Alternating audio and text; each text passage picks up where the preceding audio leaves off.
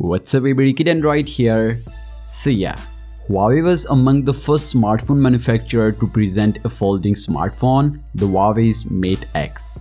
Well, the Huawei's Mate X was introduced to the Chinese market in February 2019, and last month, Huawei also announced its first folding phone for the European market, the Huawei's Mate XS. And now that the flexible screens are increasingly being used in smartphones though, the way is clear to develop other model types as well. Well, several companies reported different types of extendable smartphone models including Samsung, LG and Xiaomi, and now it seems like Huawei is also taking a part. Well, that's because Huawei filed two different types of extendable smartphone models on Let's Go Digital, and these models are absolutely stunning. So basically these are the two models with extendable displays.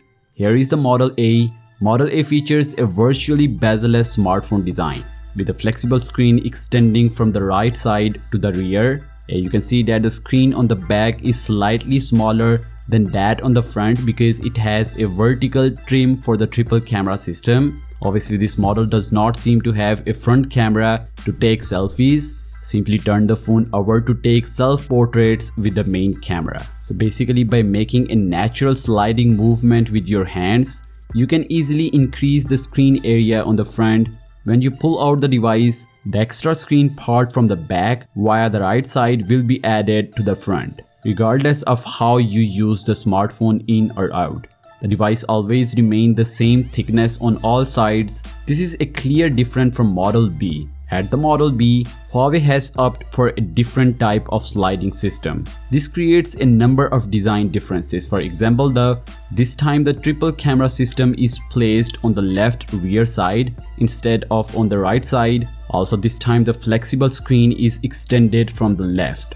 But the main difference however is that the form factor of the device also changes when you extend the screen, because although the screen is enlarged via the left side, the screen surface will eventually be added on the right side. As a result though, the smartphone in the extended position is significantly thinner on the right side than on the left side.